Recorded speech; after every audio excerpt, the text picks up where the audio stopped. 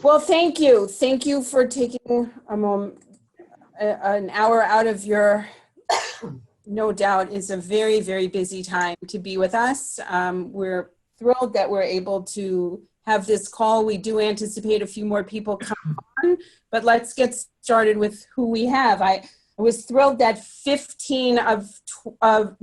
12 of 15 Canadian execs signed up to be on this call with us.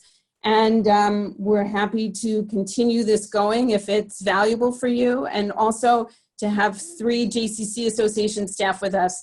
And we've been talking to Daron, who most of you, not all of you, but most of you know, Daron Krakow, our president and CEO, and thrilled to have Gabe Most, our chief experience officer, on the call with us. I know that not all of you know each other. So let's do a quick introduction. Just tell us your name and the organization you're with and where, and then we can get into the meat of the meeting. So I will just look at the screen and call on you. So Jared, unmute yourself, and if you could mute yourself when you're not talking. My name is Jared Hannock. I'm the Executive Director of BB Camp, run out of Winnipeg, Manitoba. And tell us how long you've been doing that as well. I've been with this BB Camp only since last January, so just over a year. I've done some other things before that. I did 6 years at BB Camp, at Camp BB in Pine Lake, Alberta as well. Serving Calgary and Edmonton, and I grew up at this camp, but I just sort of made my way full circle back last year. Great, thank you. Thank you. Barry? I'm Barry Sohn. I'm the president, CEO of the Soloway Jewish Community Center in Ottawa. I've been here for 11 years, as time flies, and have been in the field for JCC field for more years than I want to mention, but 41 years. Wow. Great. Thank you, Barry. Thank you. Jay, do you want to unmute yourself and introduce yourself? I'm Jake Hatz. I'm at the Windsor Jewish Federation and Community Center in Windsor, Ontario, where I have been for 5 years. Thank you. Marla. Hi, I'm Marla Gould. I'm the Executive Director at the YMYWHA JCC in Montreal. And how long have you been there? Almost 6 years. Thank you. Joe.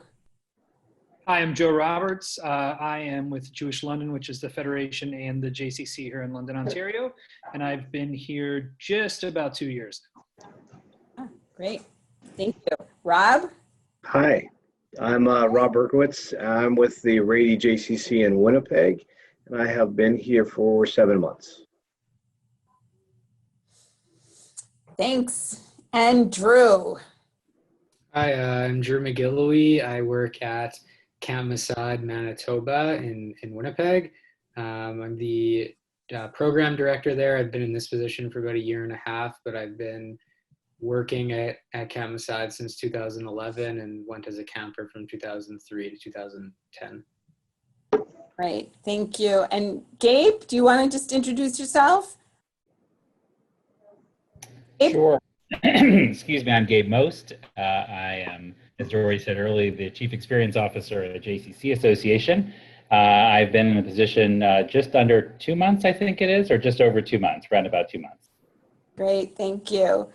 And I'm not, Daron, I don't know, does everyone, I'm not sure if everyone in this group knows you, so why don't you just do a quick introduction?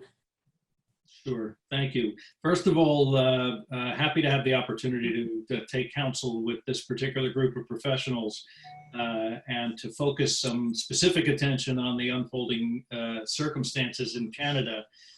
So I've been in this role officially almost 3 years. It'll be 3 years in May.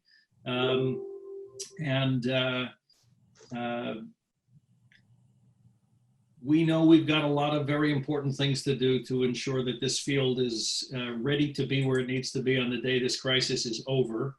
And we're determined to be at the back of every corner of the field between now and then. So I'm grateful for the chance to, as I said, tap into the wisdom and experience of this group as we figure out how we can assure that we're everything that you need us to be for the duration of this crisis and in anticipation of what will be the day after.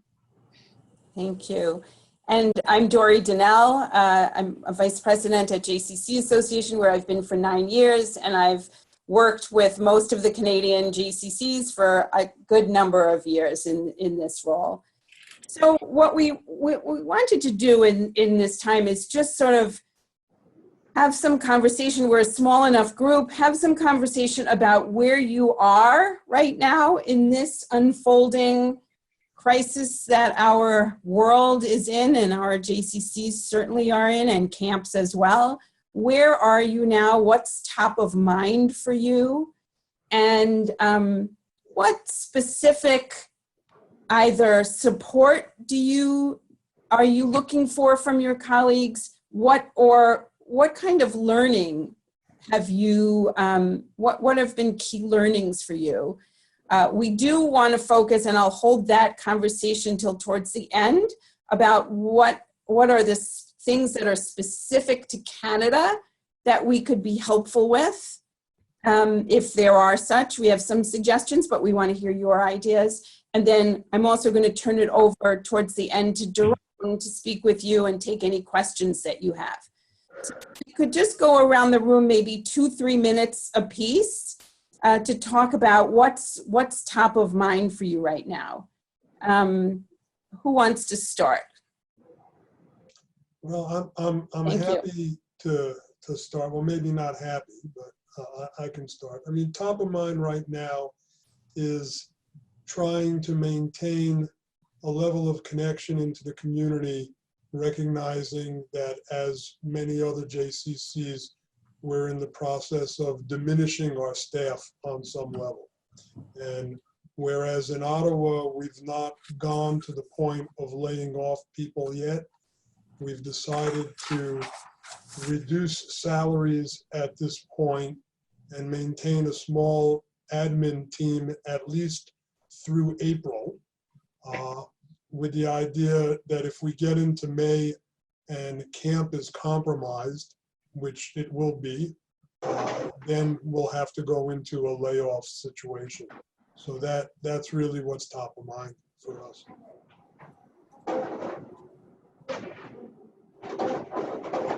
Thank you, Barry.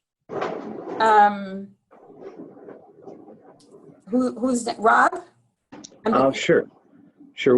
We closed last Monday, and our daycares were essentially going to close this past Friday, but then the government requested that we remain open. So our childcare centers remain open, providing support to families and essential service workers. We have formally laid off people. We are paying them till March 31st and some till April 3rd. And then we're running it relatively skeleton right now because we're doing somewhere between 1,500 and 2,000 refunds relative to our Passover and spring camps and swimming lessons that would have started shortly, and a few other things. What else is going on? So that number will be reduced shortly, probably by the second week of April, to an even further skeleton crew, and keeping on mostly senior management in various roles. And then if we have to take a look at laying off further, then we'll obviously do so. Much like Barry and all of you, we're really hoping for kind of a June reopen, because then that would allow us to deliver our day camps, which provide us with a significant amount of revenue. We unfortunately had to cancel our annual sports dinner, which takes place in the spring. And it's the first time in 48 years that we won't be able to deliver this event. And it's a huge fundraiser for us. Right. So we're coming up with some various strategies. Today we rolled out our membership appeal drive, or whatever you want to call it, which many of the other JCCs in Canada and the United States are already doing. And then our next strategy will be how we're going to convert those individuals that have been committed to our sports center for many years to potentially make a gift this year, and at the very least commit to next year's event.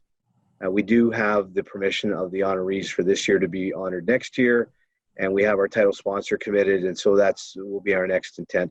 But we are still trying to convert some of those into gifts this year, and whatever level they're comfortable with. And we have some other strategies that we're going to put in place in terms of online auctions and things of that nature. I'm hoping to still recover $60,000 to $100,000 that would have come from a sports center that generally provides us with $200,000 to $300,000 or more. But we'll continue to work in that regard. But that's kind of where we are right now. Rob, could you say a word or two about keeping your daycare open? Mm-hmm. Are you using both sites? Are you finding that your teachers are willing to work, and are you using it just for the people who had been part of it, or opening it to others? I can actually answer every one of your questions if you Good. can. Which is surprising because sometimes it's someone will ask me 6 questions and I'll get about 4.5 of them, but I can answer all of them for you. Good. The first is that we have been permitted to keep both of our child care centers open, although one is only currently operational, and that is because we have been given the okay to go maximums of 50 and 50.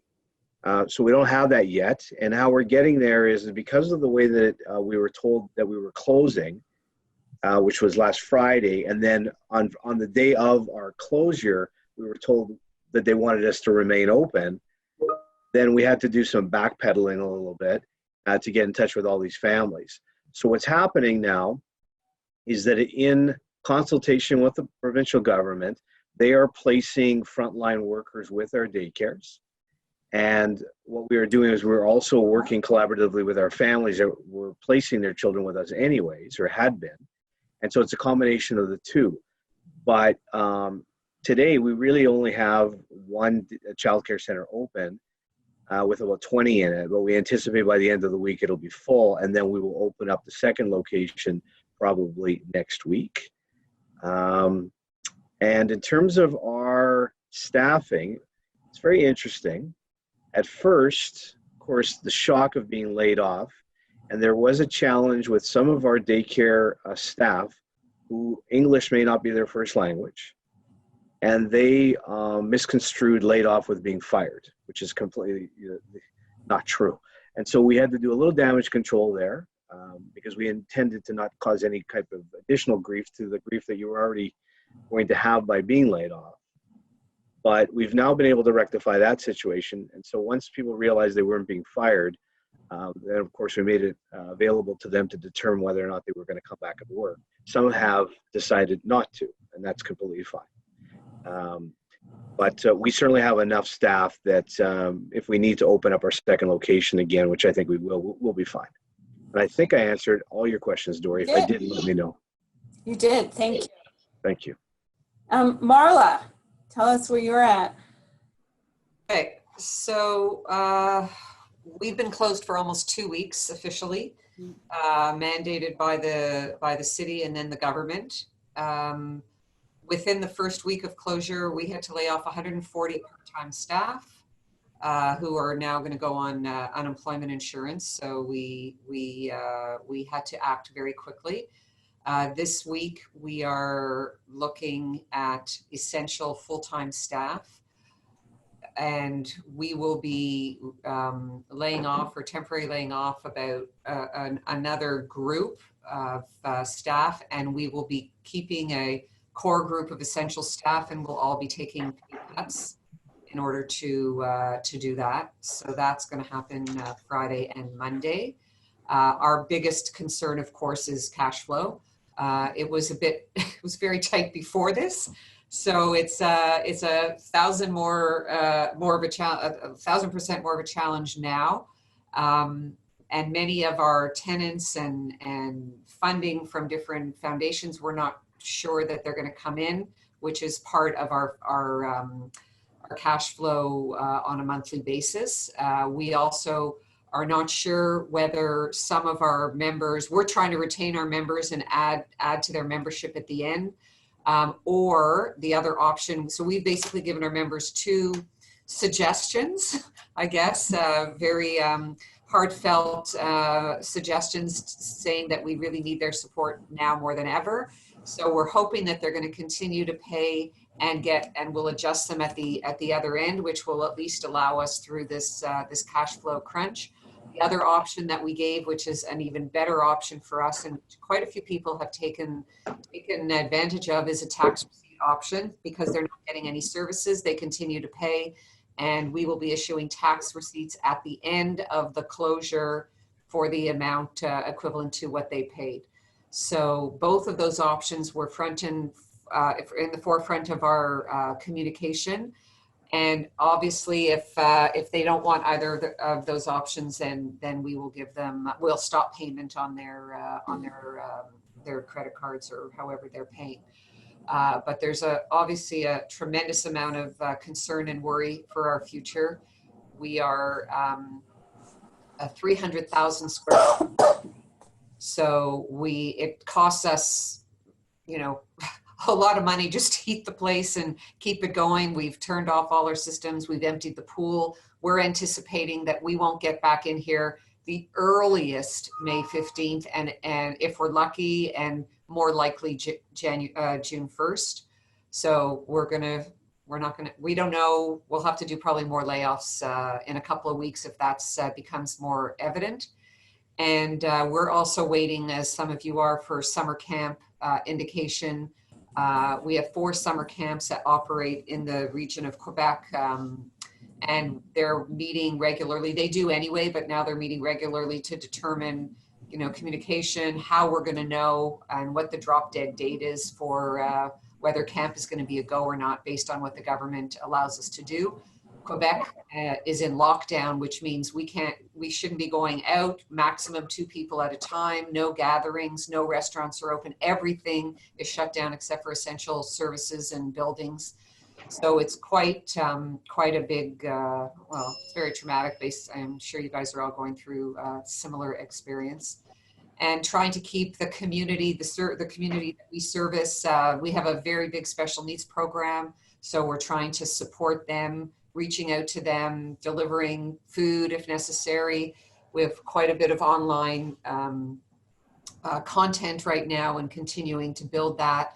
There's a few of you and other JCCs in Canada that also have some good online content. So sharing information, I think, is really critical.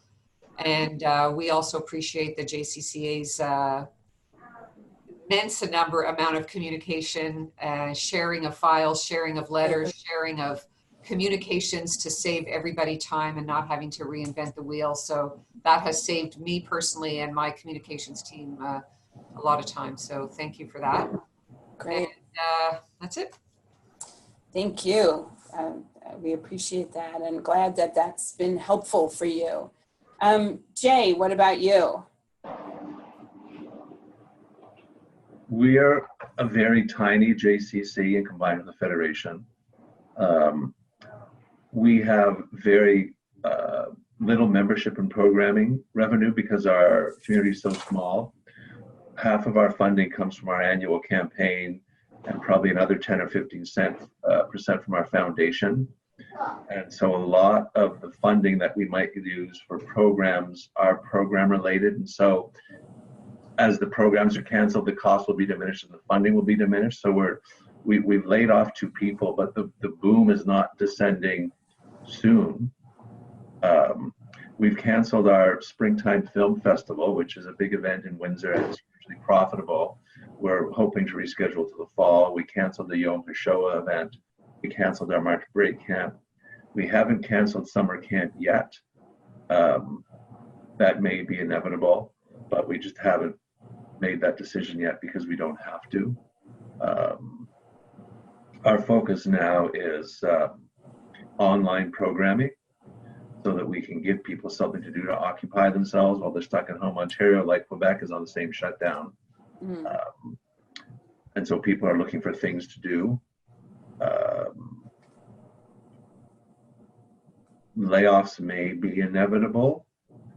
It depends on how long this lasts. It depends on what appetite the board has for a small deficit at the year end. We have also benefited from the sharing of materials that went around, so thank you. But we're here at the end of the road in Canada, and with such a small programming menu, we're somewhat buffeted from having to react as quickly as some of the larger JCCs have reacted. Sure. Jay, what's this approximate size of the JCC portion of your budget? Well, the JCC budget is about $700,000 a year, Okay. but that will be less when there's less programming. Right. No, I understand that. I just wanted to try to put it in some kind of perspective. Thank you. Thank you. Jared. No problem. Thank you. I think really a lot of what we're doing right now is watching very carefully what you all are doing, those of you that are running the JCCs compared to the camp side, and using this time to try and prepare as best we can for all the possible scenarios so that we're ready to make the decisions and plans and analysis that you all had to make in a matter of days. Silver lining is that in some ways we're having weeks to do a couple of this because we don't anticipate clear answers on a lot of these go, no-go dates and functions. So many of them are going to be driven outside of our control. There's the board and the staff side, but we don't know. We're at the mercy of some things. And that's the one question I keep asking, and I'll ask it again in here every time I get a chance in one of these forums is, does anybody know the criteria by which they will make a go, no-go decision? Does it have to do with the curve has to be this flat, this number of cases? Has anybody heard anybody say anything like that so that we can actually get some real forecasting involved to see what the likelihoods of our camps are? And so again, same here, we're trying to do all the financial scenarios, looking very unlikely that we'll be able to run our outdoor education programs in the second half of May and early June. So we're looking at $100,000 plus or minus lost revenue right there. And then looking at ways, running models to do different scenarios. Should camp be allowed to open in June, July, August? How could we possibly restructure our sessions to get as many kids to the site to enjoy some sort of a camp experience if possible? Or heaven forbid, we start looking at a bigger no camp this summer, also looking at those options. What could be done in the city or something? Is there any way to bring in some revenue to help offset costs? Do we even turn on the lights for the summer or not? And, so many questions that, again, so thankful to be learning with all of you and from you. Thank you. Thank you. Joe, are you with us? Do you want to tell us where you're at? Maybe not for the moment. Oh, there you are. Joe? No. Okay, welcome to Andrew from Toronto. We're really happy that you're with us. Andrew, we're just talking amongst ourselves and catching up where everybody's at and what's top of mind. I'm going to give you a moment to catch your breath while you're here and ask Drew to speak, and then we'll turn it to you. So Drew, where are you at with camp? And give us a summary. Yeah, so I'm in a very similar boat to Jared right now. Just given the fact that we primarily run a camp, we're not part of a JCC or anything like that. So don't have to worry about all the programming that you guys have canceled so far. But we have had to cancel a couple of things that are upcoming. As far as camp goes, obviously haven't canceled that yet, just because, like everyone else has said, we're completely unsure. So we're trying our best right now to come up with any sort of solution that we can to whether we cancel a week of camp, 2 weeks, 3 weeks, a month, 2 months, the entire camp. We're just trying to come up with solutions right now on what we can do given the different scenarios that may arise. In terms of staff. I'm one of 2 full-time staff members, so layoffs right now haven't been necessary. The majority of the staff is contract for the summer.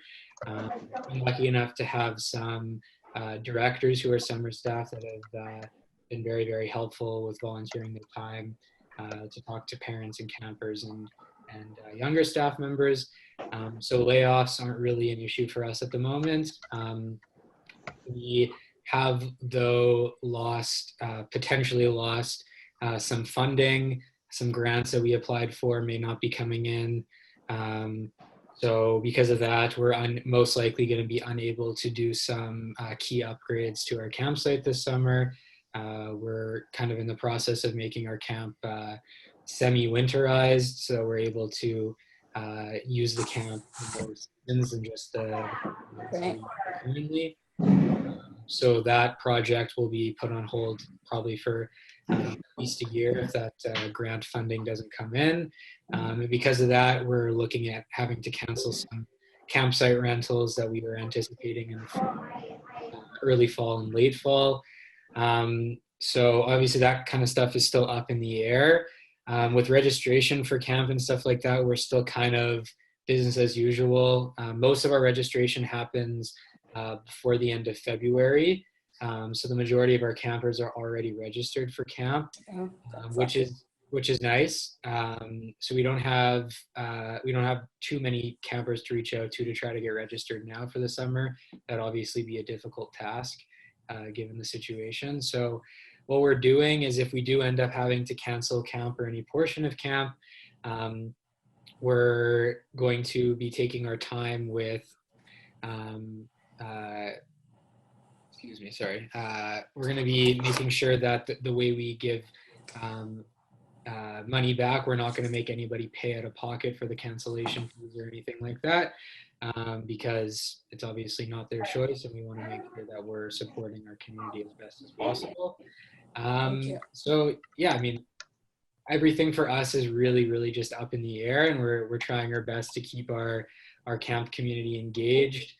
For us, it's not that difficult given the amount of people that we have in our small community. But yeah, any information or feedback or anything like that anybody here can provide on ways that we can keep the kids engaged and thinking about camp and stuff like that during this time would be.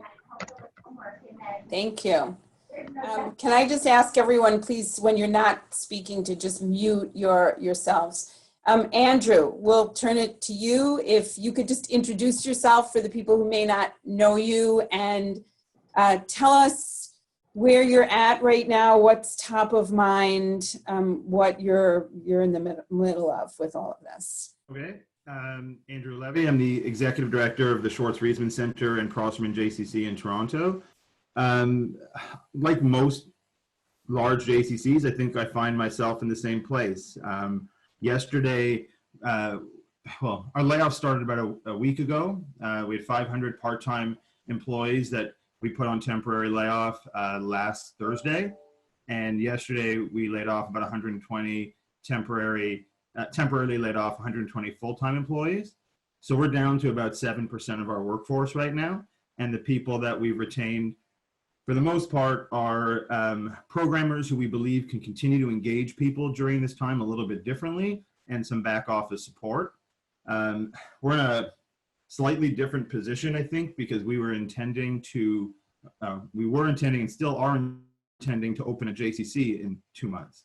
So that puts us, we were actually 2 weeks before this happened, we went to our board to tell them that we may have to cap our numbers in our first phase of enrollment because our membership was spiked beyond any of our imagination. So this has kind of taken us for a bit of a turn, but I can tell you that I guess after yesterday night, my leadership and I made a decision that the temporary layoffs are truly designed to ensure that the JCC can reopen and will reopen with strength. And our attention today is really geared towards virtual JCC and what does a virtual JCC mean? And that's not just online. What does it mean to reach out to people and connect with people by phone?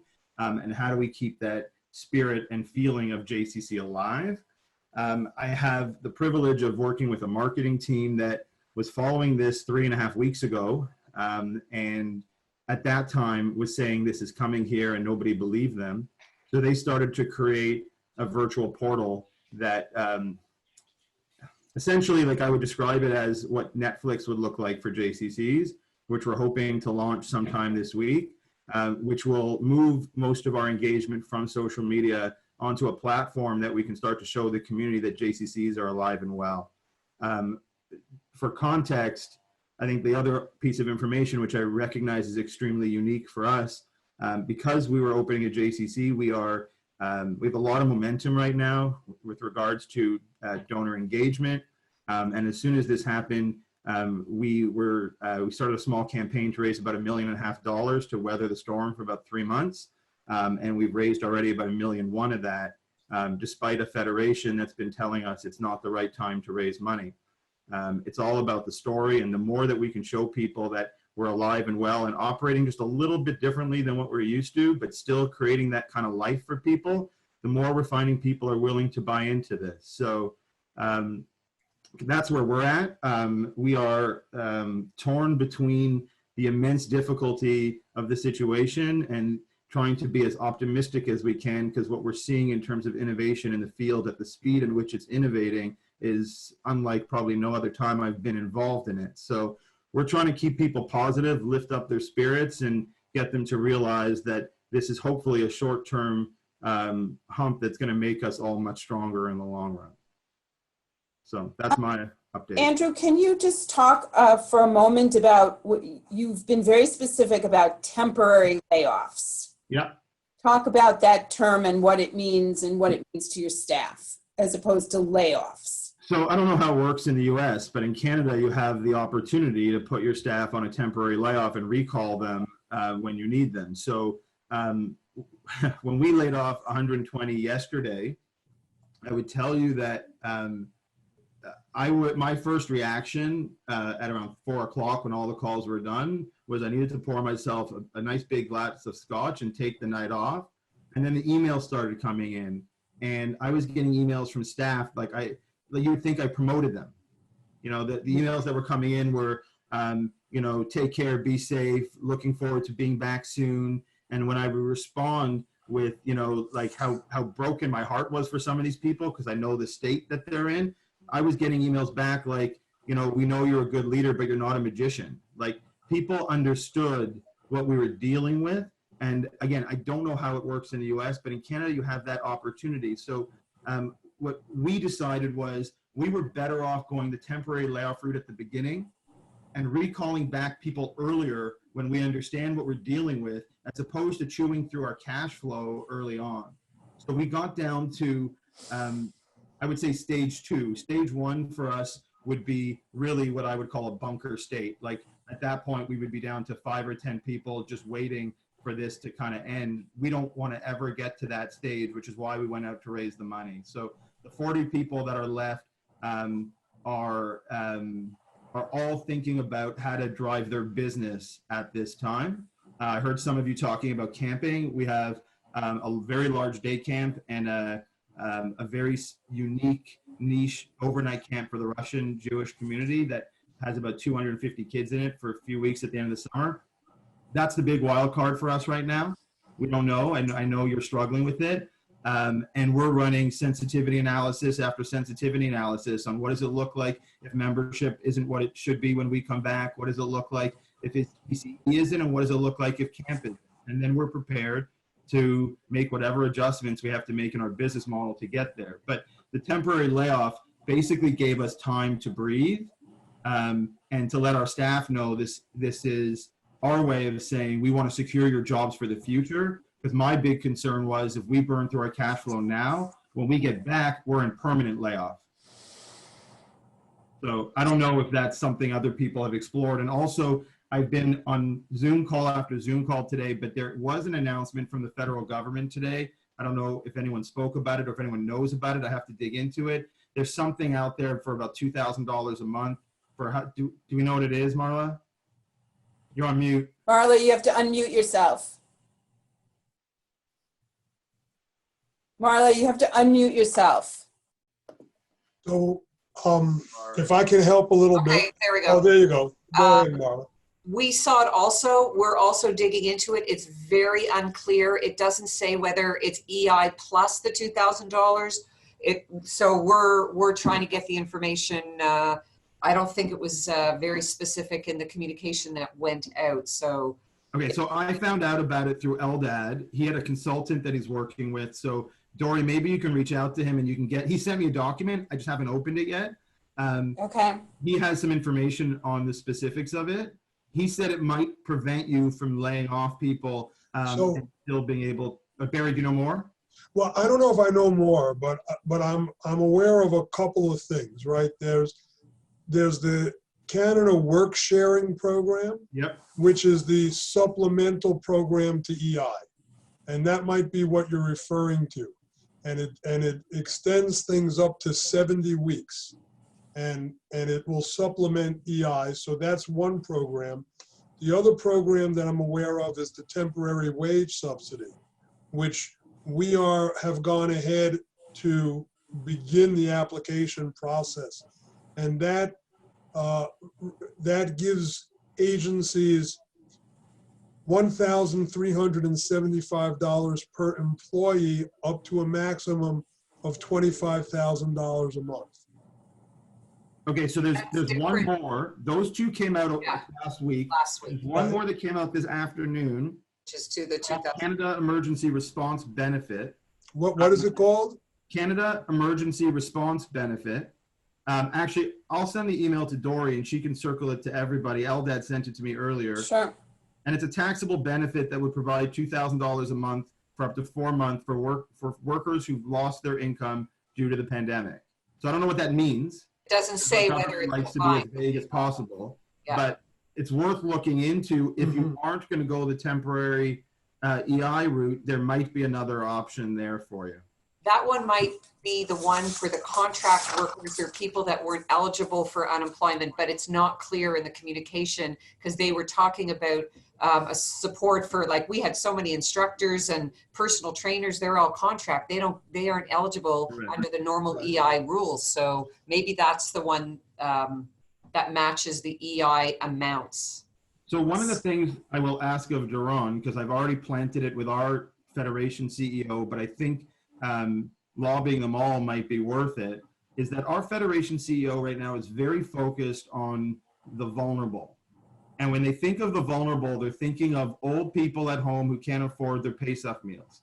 And I told him yesterday on a call we had that we just laid off 620 people. 500 of them are contracted workers with no income whatsoever. So when you think of the vulnerable, we should be thinking of the very people that help us build our Jewish community who will get lost in the shuffle because they're 40-year-old, very employable people that right now have no income and who knows how long that's going to last for. And they don't fit the demographic profile of the kinds of people they're looking for. And those are precisely the people we're going to rely on again afterwards to help us get out of this. And I don't think the community is there for them at all. I appreciate very much, Andrew, you're raising that point. And I think that there is a reflexive impulse on the part of federations to think about vulnerable populations in certain ways.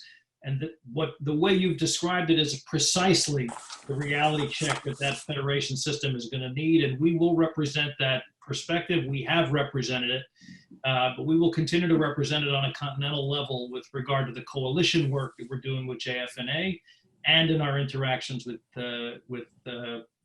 individual federations. But I appreciate your underscoring that point.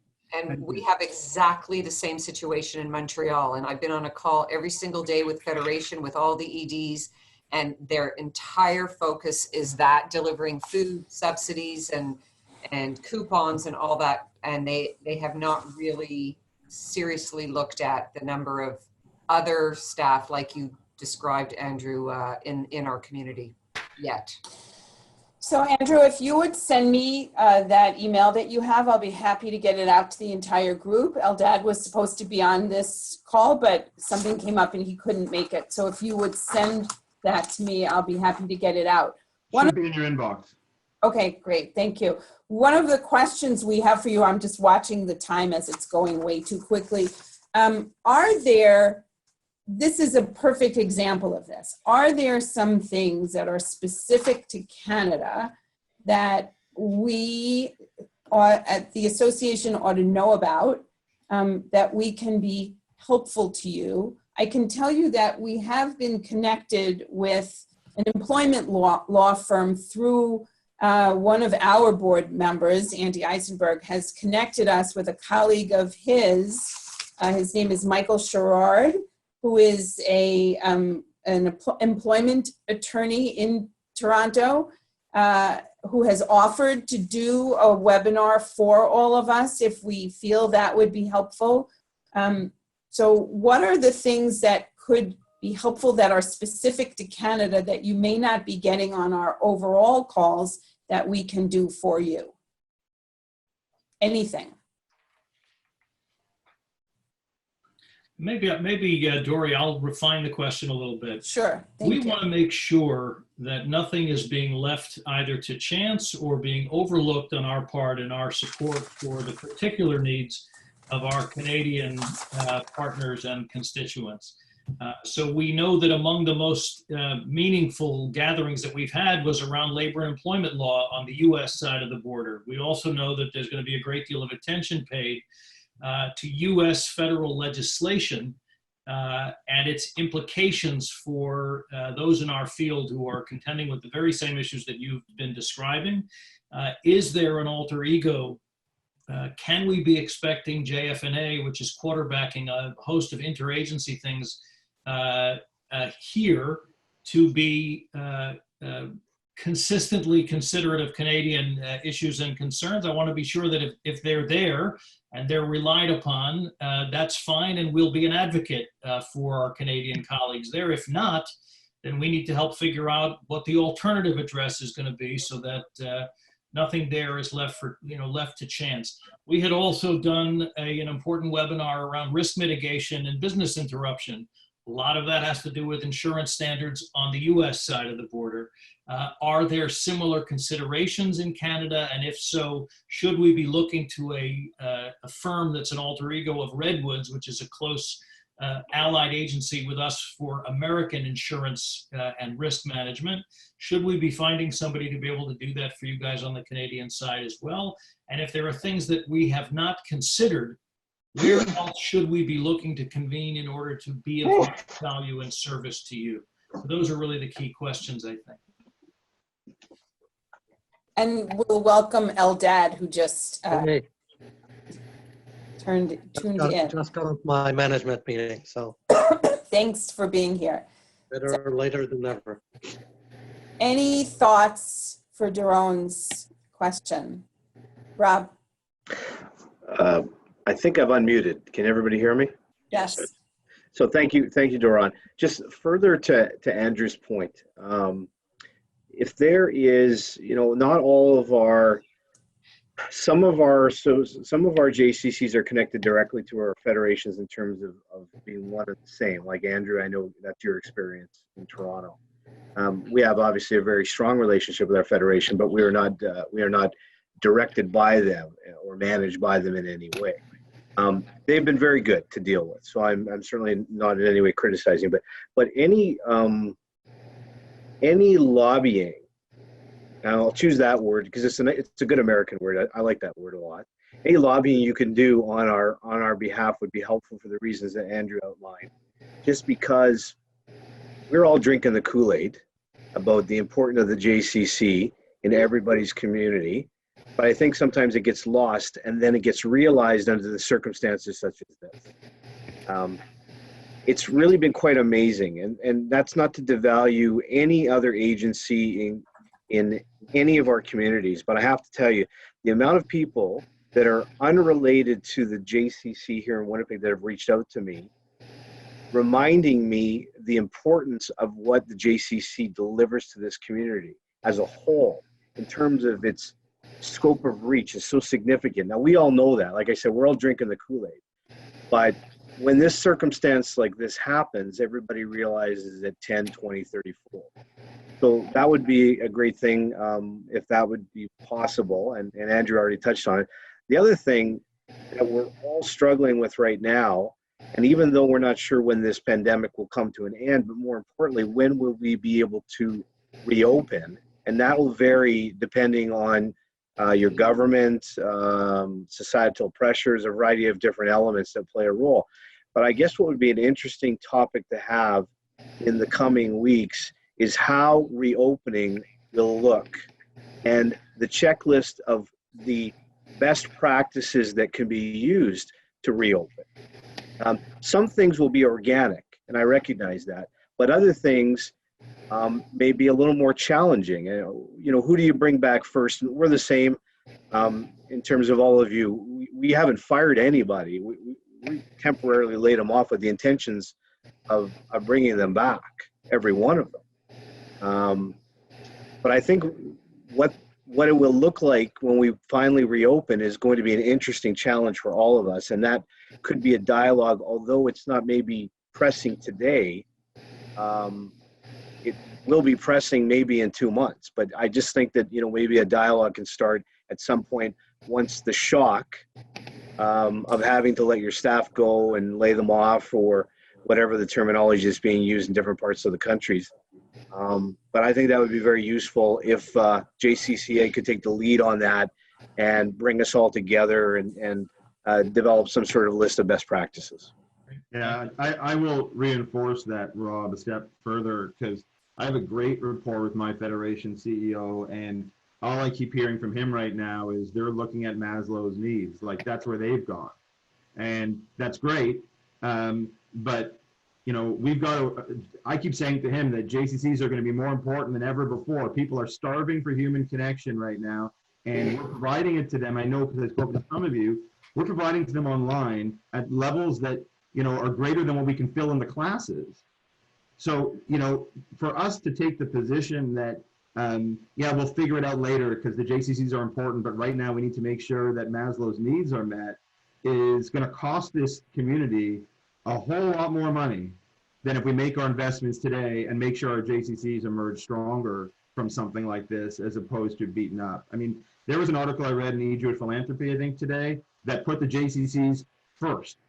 Our community, our federation, is taking the position that emphasizing the JCCs at their board meeting is not the right approach, because right now there are people with bigger needs than that. So the more, I know Jaron has a good relationship with our CEO, I'm sure he does with others. Sometimes they say you can't be a prophet in your own town and you just need someone else to say the same thing. And I truly believe it will speak volumes if you reach out, ask how they're doing, and then figure out with them how we can elevate the JCC profile, because all those Federation execs want is a way to raise more money. And if there's a way that they can feel like the JCCA is supporting them and behind them, and there's data you can provide from around the continent that is truly going to help showcase the value of this, then that might change their mindset a little bit. I agree with Andrew. I really think that our Federation execs should hear, I mean, they're all under the UJA umbrella. It would be great if the JCCA, which is our umbrella, spoke directly to UJA in the different areas, and work closely with them to help them understand the challenges the movement is experiencing, not just our individual JCCs. Appreciate the point. Dory, let me, I'm just going to jump in for a minute to give you a little bit of perspective relative to the conversations that are happening continentally with organizational leaders and the stark reality of the JCC universe. You know, we on the 1st of March were a very vital and vibrant field, and the overwhelming majority of JCCs were economically sound. It didn't mean that we weren't all trying to, you know, pull up our bootstraps a little bit around areas where we had challenges. But the field was vital and stable and relatively strong. And as a result of the fact that our field, and I don't know that the math is directly parallel with Canada, but my guess is it's quite similar. We're a $1.6 billion annual business. That's the JCC field across Canada and the United States. 80% of that business is fee for service. And for the most part, that 80% side of our business has stopped generating revenue. Yep. It's been interrupted, if not disrupted on a durable basis. It's been interrupted immediately. And so irrespective of whether it was the strongest JCC in the region or an average JCC in the region or a lagging JCC in a region, every single one of them is dealing with the exact same thing, which is that the large majority of their source of capital has disappeared overnight, and there's no immediate indication as to where that capital is going to be recovered from. The pace at which you and your colleagues are contending with matters of layoffs or suspension of employment is directly tied to how much cash you've got lying around, or as Andrew was alluding, the degree to which a community rose to the occasion and provided a little bit of urgent relief in the short term to bridge the period until the problem becomes insurmountable on the basis of short-term cash flow. We are doing the following things at the level of the association with the wider universe, both federated universe and our allied agencies, but also the funding universe, which is to try to make clear that this is not a prototypical charity case at all. This is a matter of the most important institutions on the landscape relative to evolving and developing a sense of Jewish community and Jewish communal life, and the enormous investment that's been made in our individual and collective institutions is so dramatic that the prospect of not having its back in a time of even prolonged economic crisis born of a pandemic is absurd, because we need the JCCs and our affiliated camps to be back in a healthy position in 18 months or 3 years or 5 years or 10 years. And there is no alternative but to have its back in the short term. Our effort, the association's principal lobbying work, both within these associated agencies and in the private funding community, is to try to assure that there is going to be a backstop of available capital for the day after. So that when it comes to the restart, knowing that it's going to be happening on the back of a weakened economic environment, meaning not all the families that were in good shape the day before are going to be in the same shape on the day after, and therefore there's going to be some downward pressure on the scope of our business, that there should be sufficient available capital at low or no cost so that everybody can reinflate the balloon to required standards, and will have time to restore the health of the business before they're going to be obligated to either return borrowed capital or to deal with whether or not some of the things that are going to be provided, I hope, in the way of loans at the beginning might have provisions for forgiveness over time. We're talking about big numbers, but I don't believe that they are big relative to our community's wherewithal. So I believe that there needs to be a central backstop of available low or no cost capital of not less than $1 billion US at the end of this process. And I believe that not just for JCCs, but for other institutional players in the landscape, that if they are not able to secure other capital through local support and through government support to the extent that it can be secured, this will be the recourse of last resort, and it'll be there for all of us. And $1 billion sounds like a lot of money, but it's not when we've got any number of foundations that count their assets in multiples of $1 billion. And we're talking about a single shared pool of assets that would have the backs of JCCs and overnight camps and day schools and perhaps several other institutions that are out there as well. That's the advocacy work that we're doing. And we are doing it both through the coalition and bilaterally with some of our funding partners, because we're trying to create a drumbeat.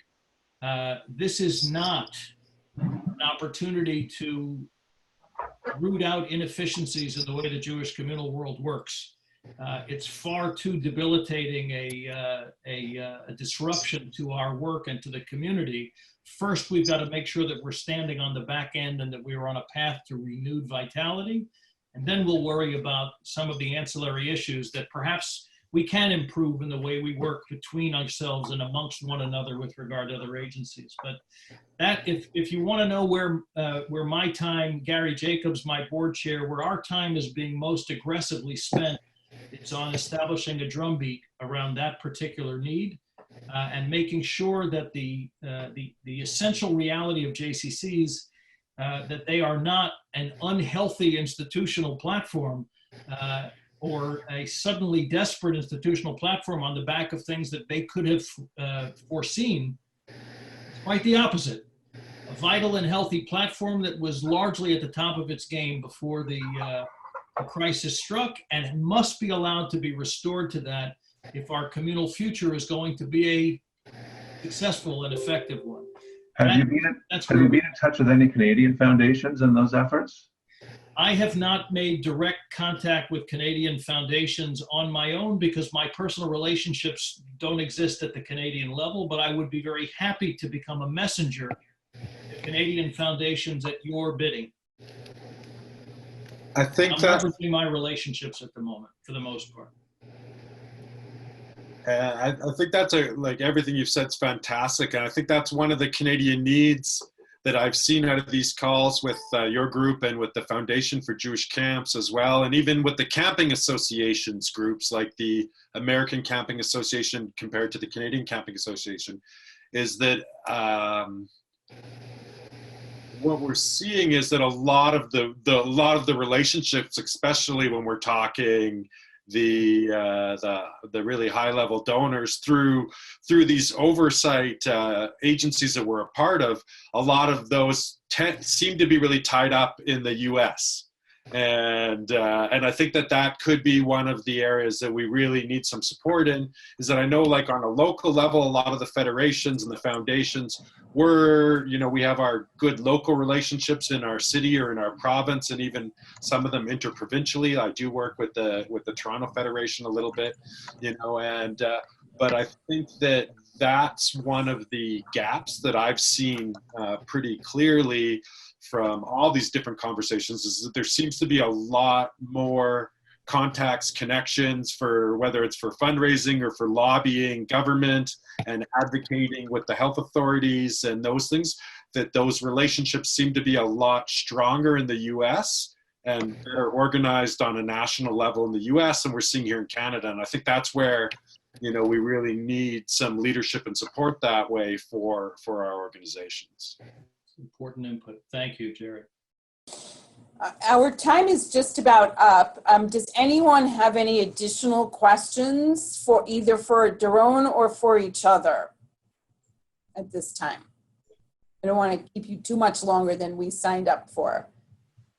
I'd like to ask a question. I think of you, Dory, and possibly of the other Canadian JCCs. It's really terrific hearing what Andrew's able to do about setting up a virtual platform for his members. For the smaller JCCs, that's not conceivable. We would hope to be able to piggyback on some of the other efforts, on some of the other virtual platforms, or have access to virtual programming by other JCCs. I would guess that it's a similar issue for the American small JCCs as well, who don't have the resources to do that sort of thing on their own. And so if there's any network into which we can share online resources with other JCCs, that would be the most helpful thing to us at this point. But we're not in a position to create a virtual JCC on our own. It exceeds our capacity many times over. So, Jay, one of the things my marketing team came to me with 3 weeks ago was the idea of leveraging this across a whole movement. And I sent Daron a text the other day that we're working on something. Maybe it'll work for more than just us. I'm sure other JCCs are doing the same. I saw something LDAD's doing. It's pretty amazing. What I'd like to be able to do at some point is get a group of people together who built these virtual platforms and see if there's a leverage play across the movement. The conversation we're having internally, which is, everything from what can we do today that's amazing to lift up the community, to right down to the doom and gloom. What if we're stuck like this for a very long time? Is there a way to monetize a virtual platform? So we're playing with something that could be interesting, that requires content, and we can't create it fast enough, and we may not be able to be the best ones to create the kind of content we need, because it needs to be good quality content, and not just the instructor delivering the good class. It's got to be produced somehow. And if there was a way to create a centralized virtual J, and my team about a month ago they bought the domain name Virtual J, they started building it, and I'm getting a first look at it this week. And when I looked at what LDAD's doing, it's pretty much the same kind of concept. So if there's a way for us to bundle something like this and one day look to try to get millions of subscribers on Virtual J, whatever that means, and we believe part of it's content, but the real fundamental key, which we're trying to figure out, is how do you build meaningful interconnectivity, because that's our work. So it can't just be a yoga class. I can find that on YouTube anywhere. It's got to be a way for me to connect with that yoga instructor. It's got to be a way for me to connect with that person delivering the book talk. So we're playing with things. I know LDAT is. I got to believe they are out in Western, the US, in California somewhere. If we can put a few people on a call with what's happening, maybe there's a way to leverage this continentally, and save us all a whole lot of time, and maybe one day make us a little bit of money. I think that sounds fantastic. And the people younger than most of us here enter the world around them that way first anyway. So it implicitly builds for future relevancy. Yeah, we're going into our community to curate the content. Everybody's home right now. So sure, we can do group exercise classes, but maybe there's a kid that's really good at something that he wants to share with the world. We'll vet it. And if it's good quality content, it's going to end up on our streaming service. So how do we leverage our community is the question. It's a conversation onto its own, but it's something we're thinking about. And I would happily have it with those other communities that are, so that we can provide it for the movement. You could certainly count on places like Windsor for a few hundreds of your millions. I would ask, though, that what's ready to go, because there's a need yesterday for people to occupy themselves. Everyone's going nuts, locked up in their homes by themselves, and any content that went out there tomorrow would be absorbed immediately. So my short-term message to you, Jay, would be, if your JCC has any social media sites and you just connect in with most of the larger Jewish communities, we're all already delivering that there, and you just have to share it with your network, and you'll get content tomorrow. We are minutes away from launching a website. I know LDAT already has it. I'm sure he can share it with you, and they can plug in there. And then we should talk about how to centralize it.